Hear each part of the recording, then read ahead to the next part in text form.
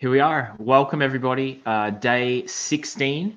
I get it wrong every time. 17th of May, which means the 17th day of the I'm Curious to Know project.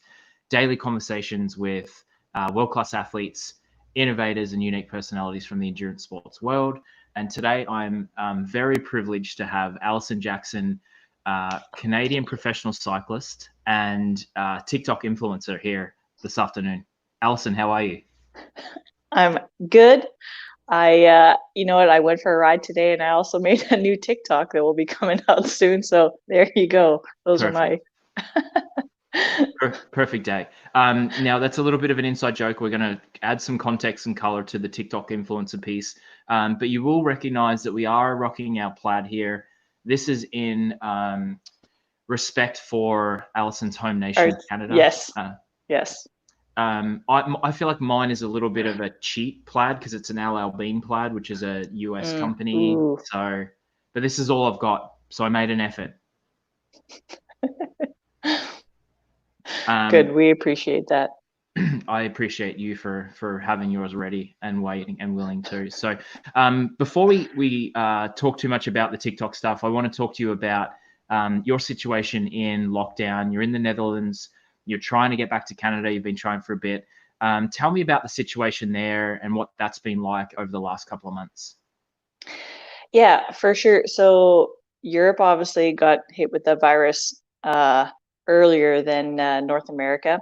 So for us here, there was a lot of busyness and kind of the pandemic. All those emotions were happening here first, and then it was interesting to then see the delayed reaction in Canada, even with my family and the communities there.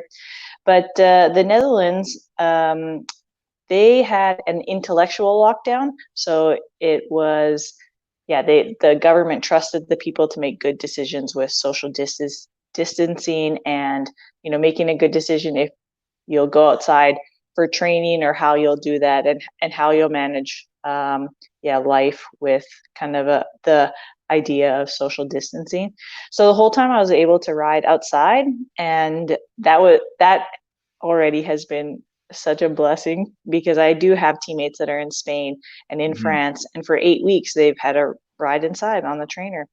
And generally for the Canadian winter, I travel to California so I can avoid the indoor riding as as much as possible. And what a difference though when it's so sunny out, like in Spain and France, it's beautiful, and yet you're on the balcony just sweating buckets. So and then actually, there is a bit of that chaos time when I had all other teammates were going home to their homes in Europe. Me and my other Canadian teammate, Leah Kirchman, we decided to kind of follow the philosophy of, prevent unnecessary travel. And here on Team Sunweb, we have a sports center. We have our own team doctors. We have a gym facility that's just for us. We can ride outside. So there was a lot of good things here. We had, really good care. To minimize the risk of contracting the virus through travel and then also being a transmitter for it, we just decided to kind of wait it out. Yeah, good decision, I think, in hindsight, that you're able to be there at the center. Now, this is your, first few months on a new team as well. You were with the Tibco team for quite a while, and now you've moved on to Team Sunweb, which is a very well-known team in both men's and women's peloton in the Pro Tour. So, tell me what that move has been like for you. Obviously, very different to what you had planned, but it sounds like it's been a positive move thus far.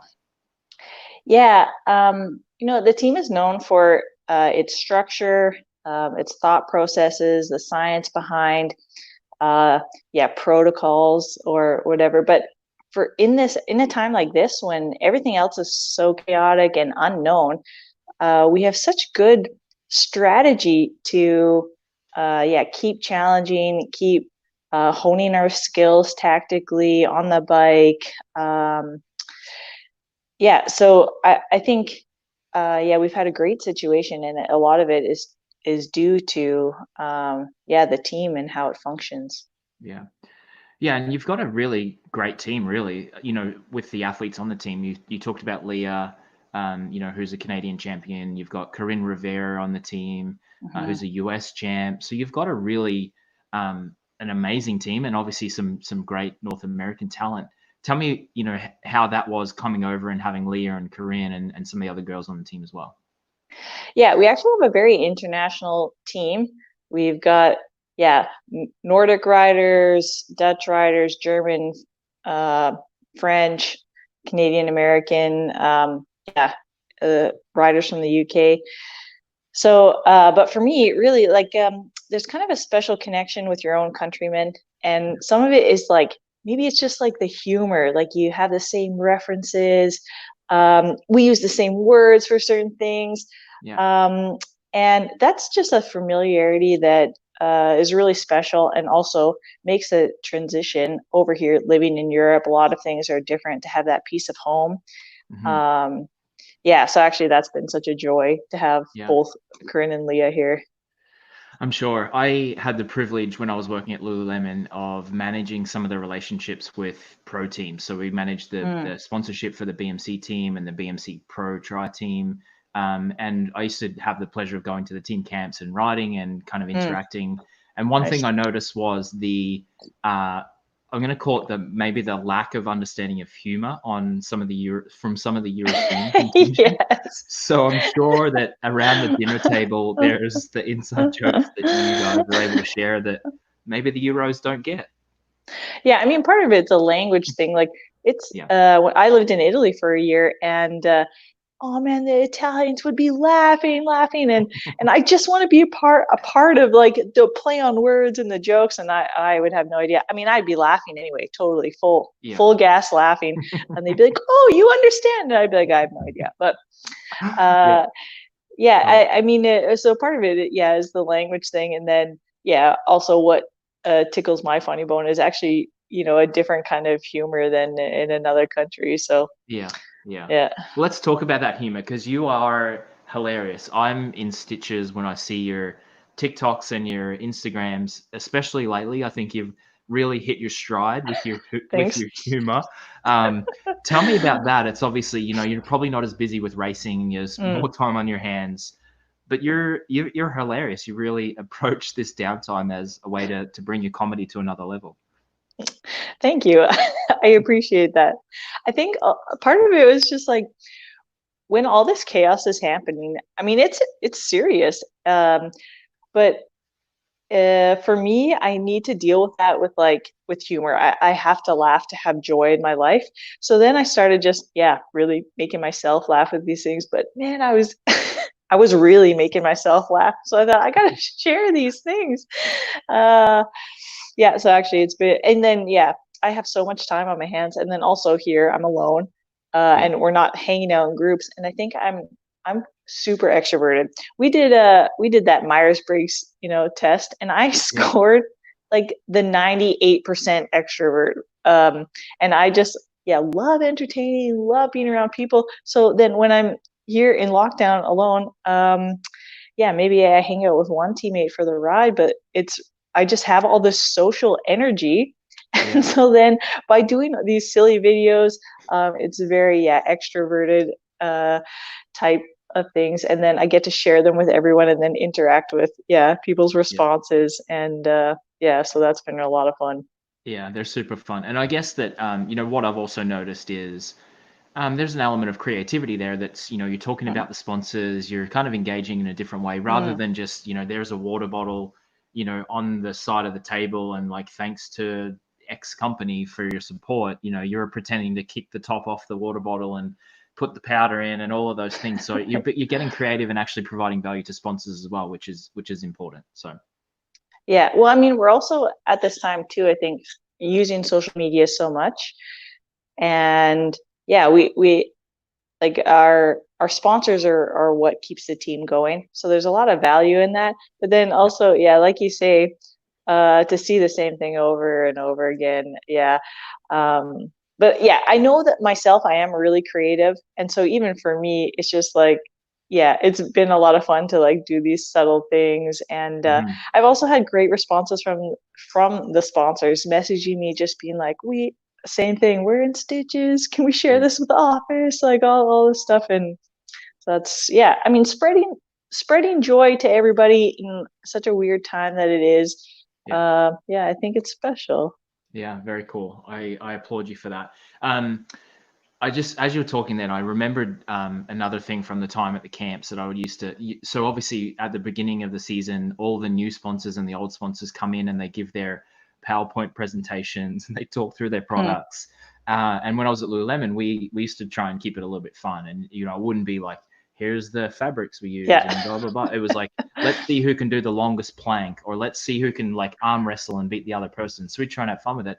But I remember at one camp, I think it might have been Power Bar or one of the other sponsors was coming in, and some of the guys had actually fallen asleep sitting and listening to the presentations from the sponsors. It was hilarious. So I'm sure that there's probably some of that that goes on as well. We're just like, come on, guys, like step up to the plate and give us some value.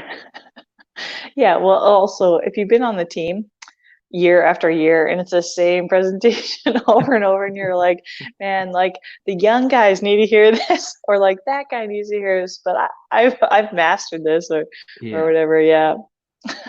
too funny. Maybe you should. That's your next. Maybe that's your next gig, like a sponsorship consultant. How can you Totally. spread joy for products within teams? Yeah, I've also thought too, sometimes like with pro cycling, it's on a elite level. Like it, even some of the products we use, or um yeah, some of the bike stuff or the testing that we do, in the winter. I mean, Yeah. the regular population isn't going to do that, but a lot of these products are fantastic for a range of amateur athlete Hmm. to pro. But then how do we, like, yeah, bridge that gap sort of? And I think yeah, when you make it relatable too, Yeah. it helps, yeah, people understand, I guess, how to use a product better, or whatever, Yeah. you know. Tell me some of the differences between the teams. Obviously Tibco is a North American based team, so you probably spent quite a bit of time. I know you went to Europe as well, but now with Team Sunweb, you're more based in Europe. Tell me about kind of the differences between the teams, what your experience has been in the first couple of months after moving to the new squad. Yeah, I mean, the world tour, the women's world tour, there's not even a race anymore in North America.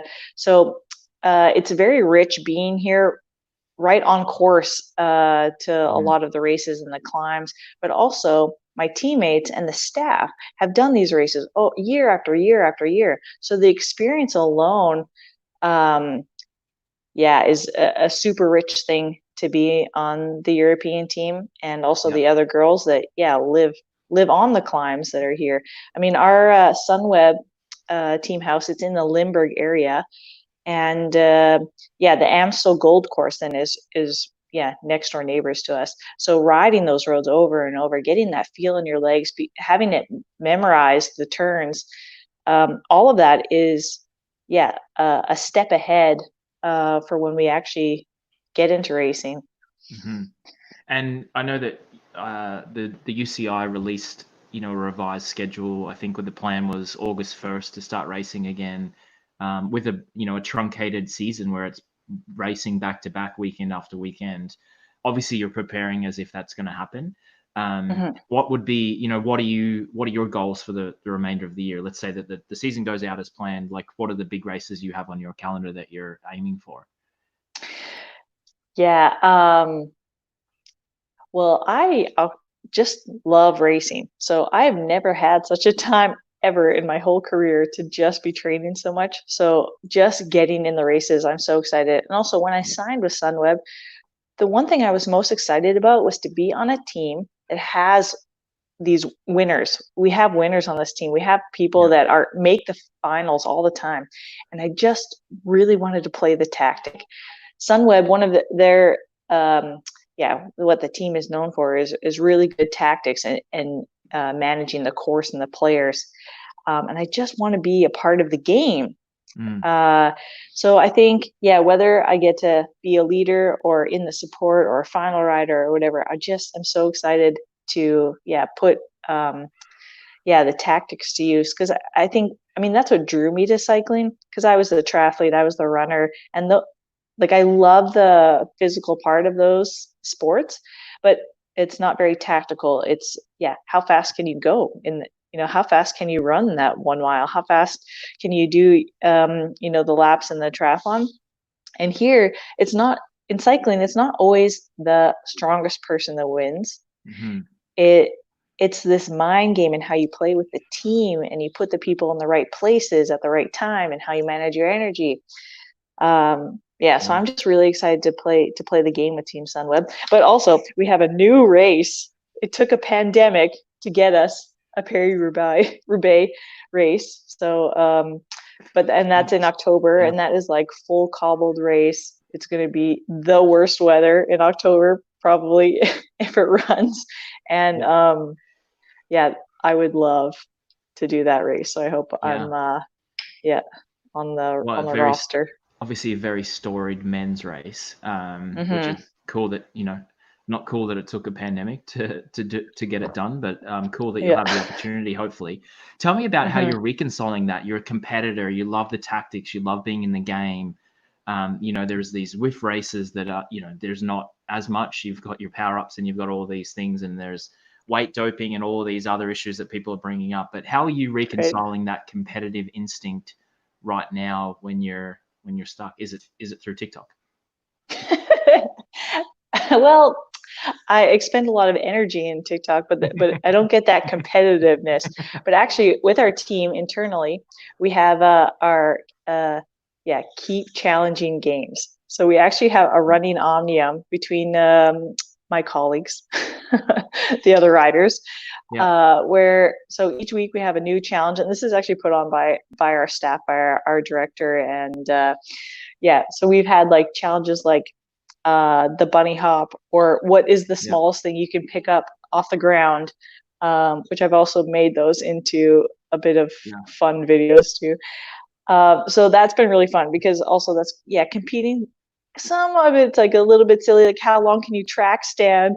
So you're like pushing to your limits on things that you're like, what do I need to have a 12 minutes track stand? Is that really going to help me in the bike race? Well, so we've been doing that. And then also we've been having some, so we actually do some race prep, and then we are separated into teams, and we're playing with different teams, and we're trying to like think of the bike race, and it's just a real fun game, just to like get out some of that competitiveness.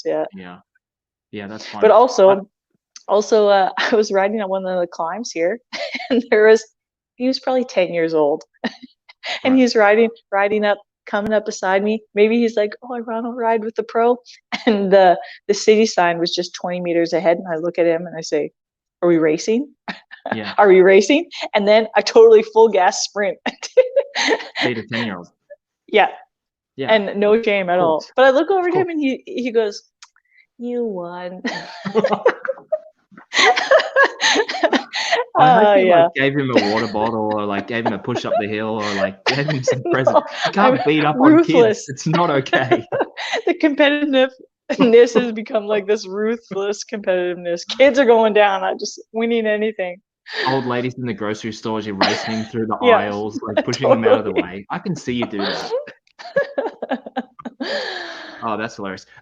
Kids are fast though. I remember riding with George Hincapie's son, and George like 3 years ago, and his kid was like 10, and he's just an incredible. He's just like, okay, see ya, like go for it. Like kids are fast.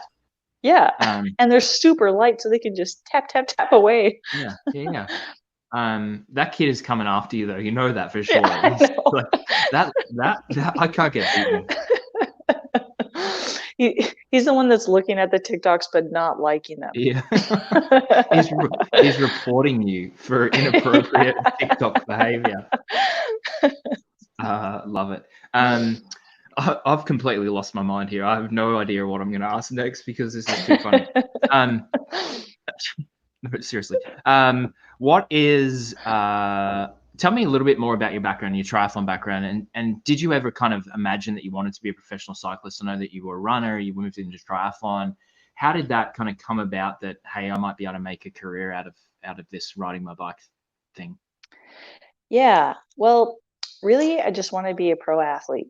If Mm, someone told me that, wow, you had the build, the body type, you could be world-class rower, I'd be like, sweet, sign me up.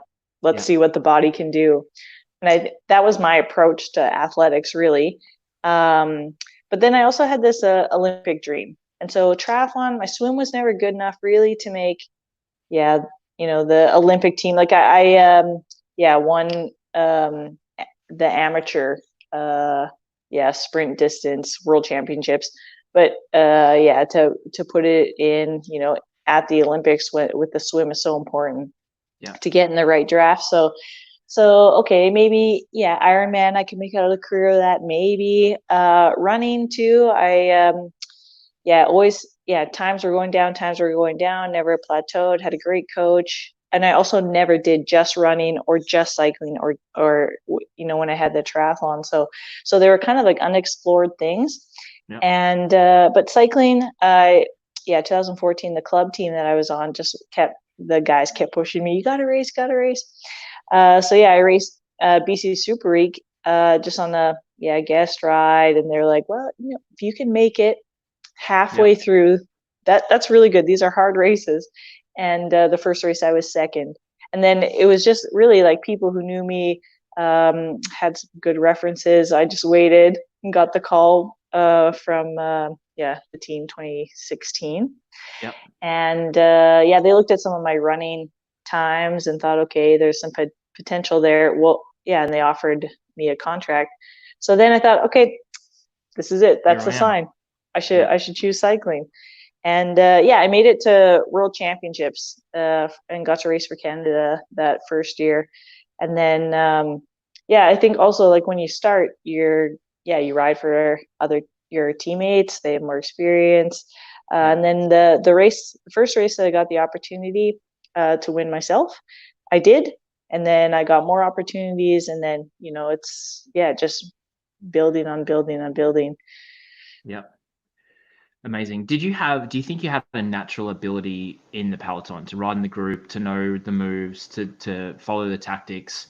Or do you think in the beginning stages it was your engine and your athletic ability that kind of got you to where you needed to be at the right time? Or both? Has it kind of both developed over time?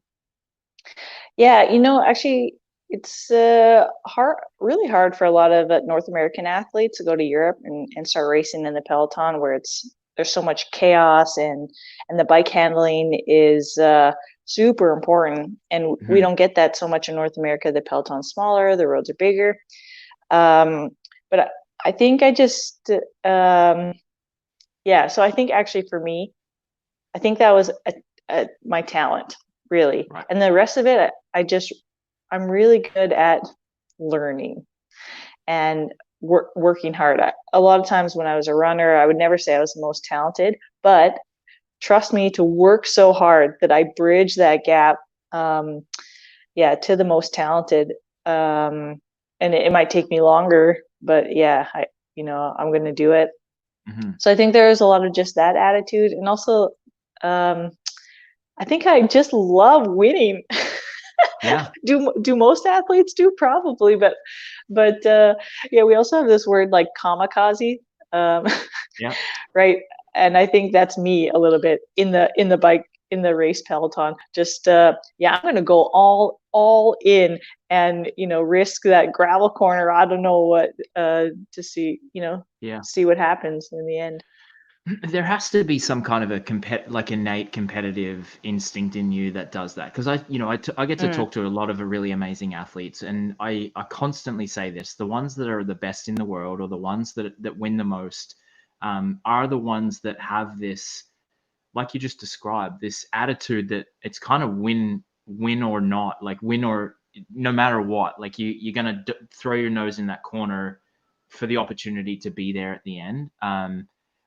Do you think it's innate, or is that like a learned behavior that you have? So what I think it is so I came from a small town, 4,000 people. But when you come from a small town, then you end up doing every sport so that there can be a sport team. Yeah. But but then also, um, yeah, so there's not that many people. So I would always be the best at every sport that I would do. I would win. But then I think now, and actually Scottish Athletics did, yeah, a survey of who were their best athletes and where did they come from. And they found that a lot of athletes from these small towns carried this winning mentality because you are Mm, always winning. And so now that it's, yeah, it's a feeling, a drive that, and also a confidence that I'm good, I can win. And when you repeat that mm, over and over, this winning feeling, and then yeah, you take it to a harder level where you carry this confidence, that I'm gonna, yeah, whatever it takes, I'm gonna be the winner.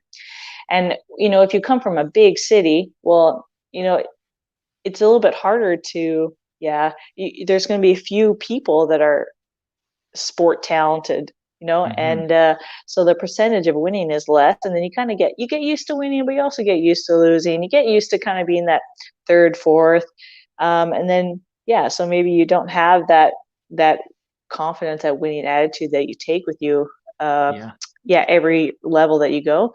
So I really see that true in my life, whether that's like a scientific fact or not, but I really see that true in my life, growing up and getting this winning feeling, the winning experience, and then taking it through every level of my career.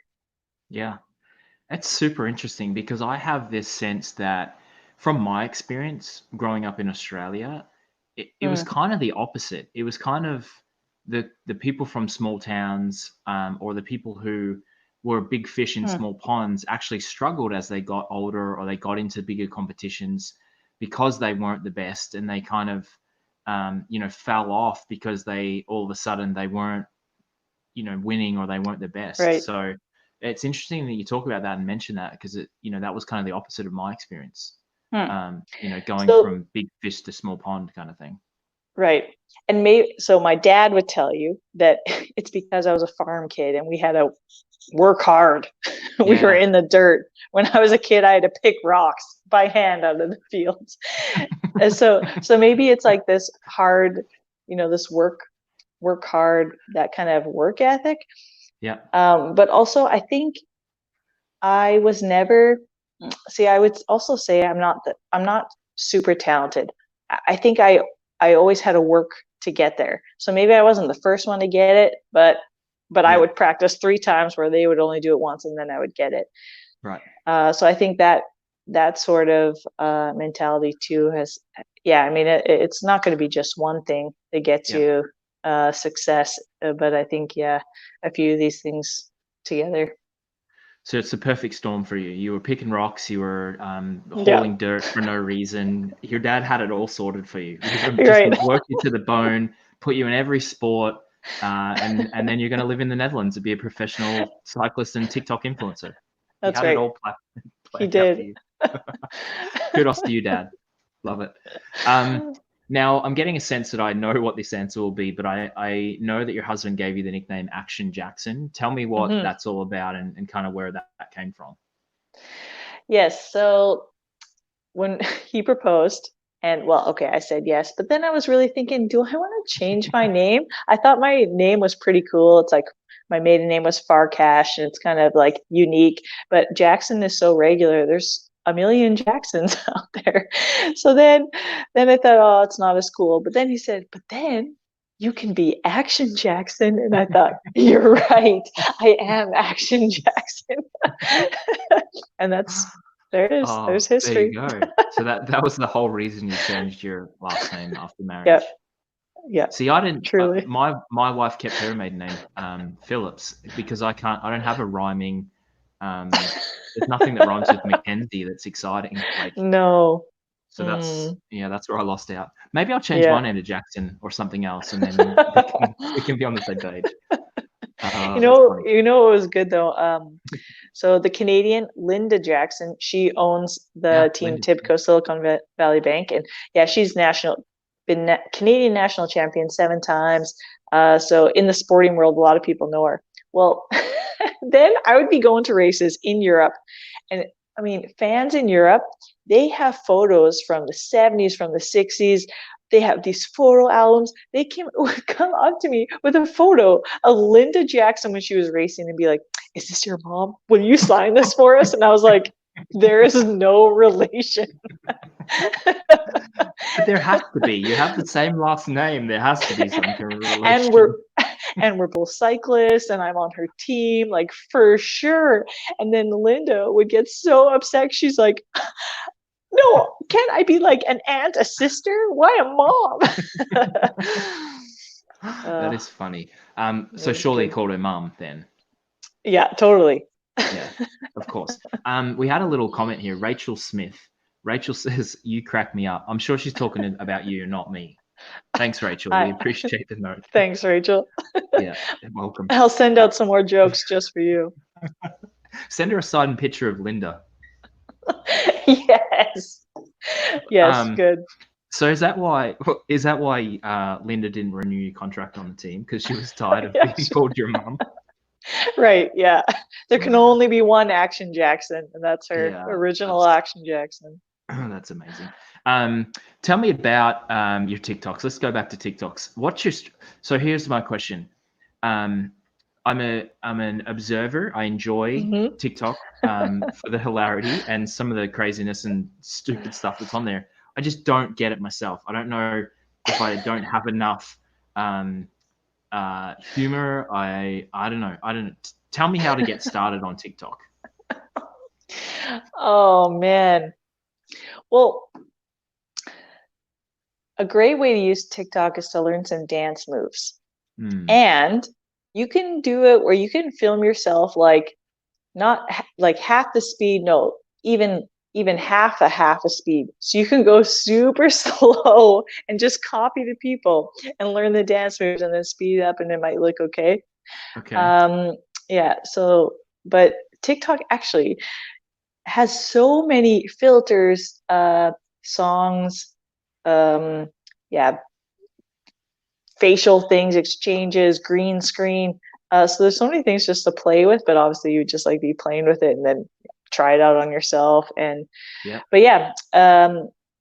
most people just like copy what they see and then they make it themselves.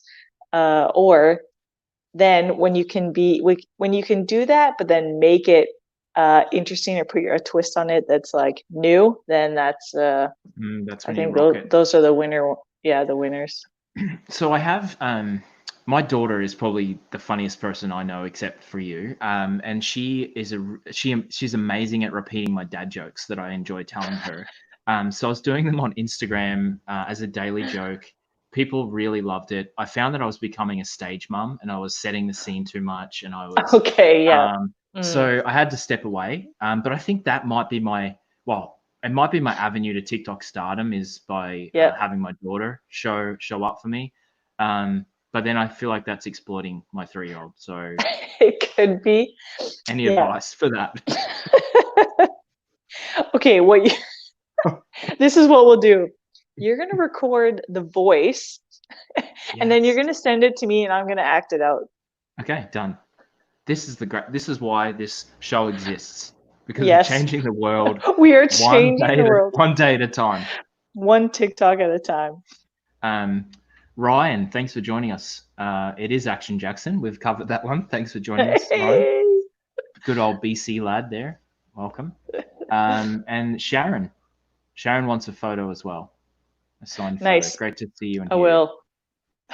Thanks for tuning in, Sharon. A lot of fans. Okay, so we've solved the TikTok problem. I'm going to record the dad jokes. You're going to use them as a voiceover. Yep. Oh, man. All right, time to end then. We're going to go make some TikToks.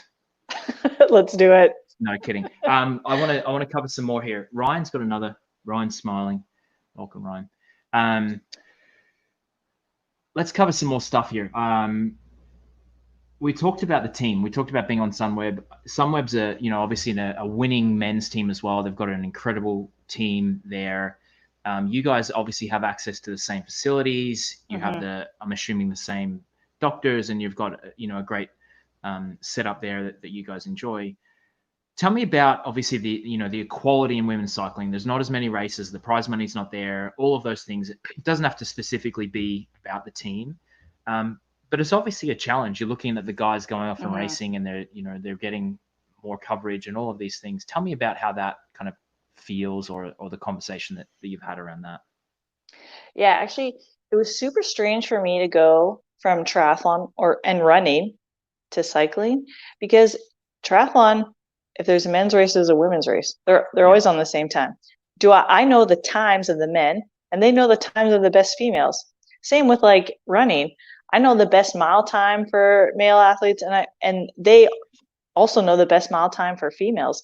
It's so yeah, shared the same. So then coming to cycling, when it just really was this, wow, such a disparity between men's cycling and women's cycling. And yeah, it's just there's such a deep history of the men's side of racing here in Europe, but then also it's just stuck. Mm. But so it's been interesting being in a lot of conversations about this. There's also, a lot of like tweets and things when we talk about look at the prize money difference, or like look at what the top male athletes are having. Yeah, $1 million salaries. The top female athletes are having 10 times less than that. Yeah. Um, But so what I'm actually has been really great in the last couple of years is there's a union, the Cyclist Alliance, that Yep. Irish Slappendale, great athlete, and she created this along with two others, and really what they're doing is advocating for women's cycling, but also instead of just sending out a complaint like, why is there the disparity, or like, this sucks, or this is terrible, someone change it. They're actually taking the steps, having the conversations, and working forward to make something happen. So Yep. they've already created put together, for a minimum salary for women's cycling and for the world tour. They have legal advice for contract negotiations for athletes. They Even in this COVID time, having conversations with the UCI, like, we want to be involved in how our sport league is run. We want to think creatively. We've Yep. got a good thing going with women's cycling that's different than the men. We want to really want to share that with everyone. We want to help tell the story of the bike racing, because when you know the players, then Yep. the whole league gets more exciting and interesting. And I think I'm not the only fun character in women's cycling. So many females are multifaceted athletes. They've got great stories of humor and knowledge and master's degrees, and really interesting personal sides. But also even like the competitiveness, a sprinter versus sprinter. There's so many stories to tell Yeah. that are really being missed out because it's not, presented the same way as the men. But yeah, I'm at least, I'm a part of the Cyclist Alliance, and they're actually working through how can we do this, and not just complaining, but we're actually each year seeing improvements in the environment and in how the league is run and how athletes are taken care of. Yeah.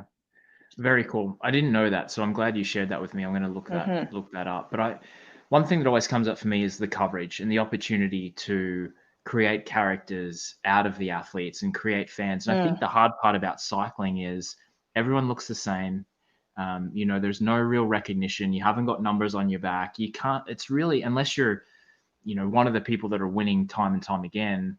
There's so many people who don't get the kudos or the coverage that they deserve, and there's no way to recognize them. So I've always thought, how do we better create characters out of the athletes so that you can Hmm. become fans and you can become attached to that person and follow them along as well.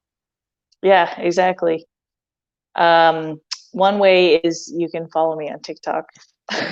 One way is to have a dual career of professional cyclist and TikTok influencer. Yeah. But actually, what I think would be great if we could do is so the WWE actually does a great job of storytelling.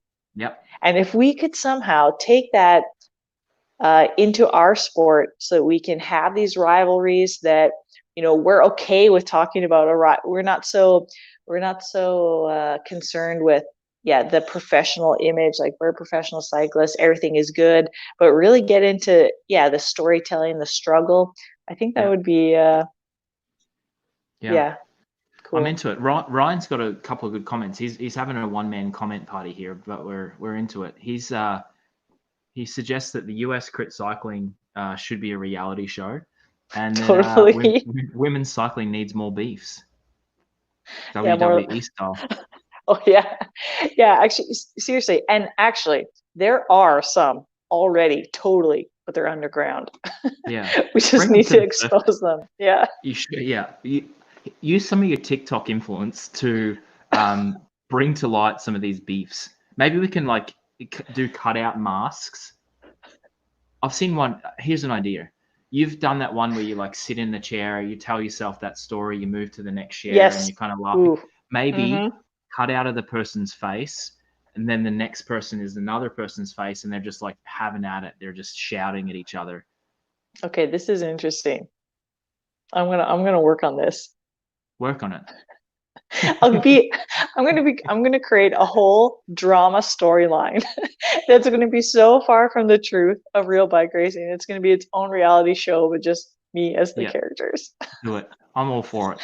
Okay. And we'll have my daughter voice over and do some commentary. She can be like, we'll put a script together and she can do some voiceover for you. Good. I love it. This is amazing.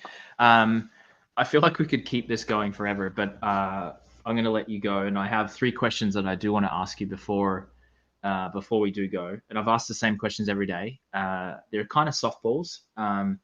So here we go. Number 1, what's one thing that's changed for you during this lockdown, intellectual lockdown that you've experienced, that you want to keep once we go back to whatever this new normal is? Actually for me, probably be just like making silly videos.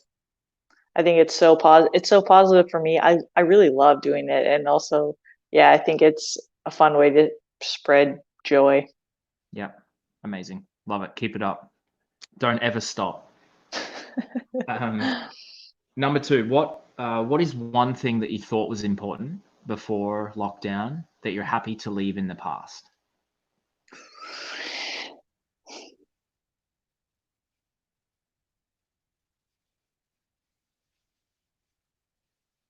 Yeah, gosh.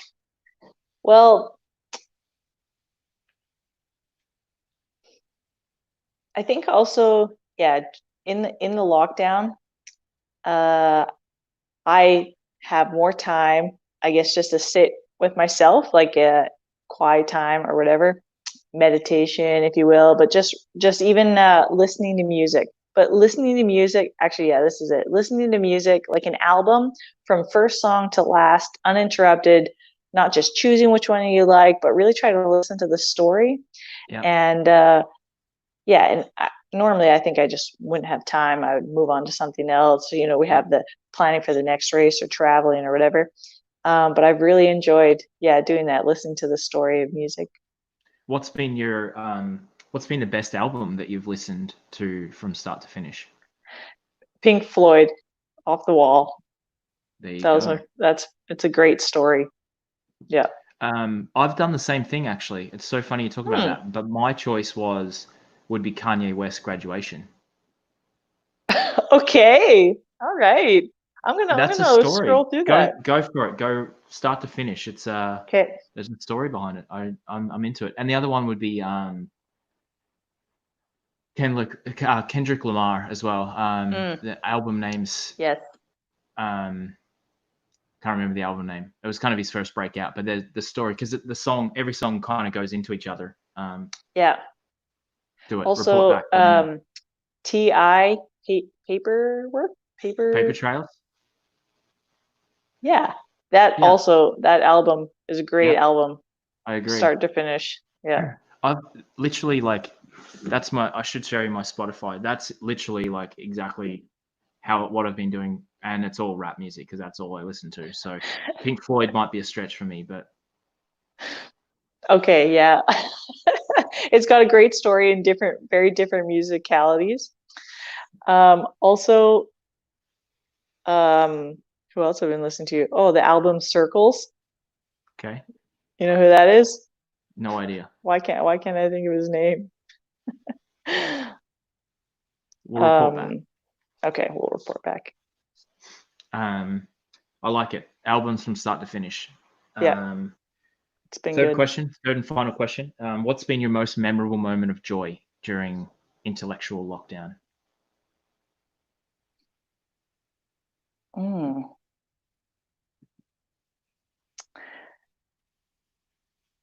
Well, actually, probably every day, every afternoon, I am waiting by the phone after my ride. I'm just waiting until my husband wakes up, and then we have a, a chat while I get to watch him drink his coffee and eat his breakfast. But actually, Amazing. um, normally, okay, so we chat quite often when we're yeah, in different places, but usually we see each other more often. Either he travels here, I travel there. So yeah, if we miss a few days, then yeah, we know we're going to catch up. But now this for the whole COVID, then it was like, well, really, actually, I don't know when I'm going to be able to travel back now, and the Yeah. flights are being canceled, and so then it was like, and also things were changing every day, right? Every day you'd check like what's the new update, how many cases are there, Yeah. what's a new regulation that's coming about, and so then yeah, we kept this up every day doing this, and it really became. I mean, he is my favorite person. Mhm. He actually makes me laugh more than myself, more than anyone else in the world, and so actually that has been yeah my biggest joy. Yeah. Amazing. Yeah. That's really cool. And I'm sure it'll be amazing for you guys to be back together soon Hmm. when you can leave. Yeah. That's awesome. I want to meet him. If he's funnier than you are yourself, then I'm sure we'll get along just swimmingly. Absolutely.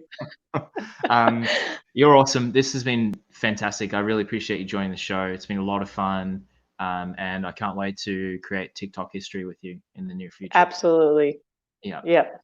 you're awesome. Travel safe. Enjoy. We'll be cheering you along when you guys get back on the road as well. So thank you, Alison, for joining me. I really Thank you. appreciate it. No, it's my pleasure. Anytime. Legend.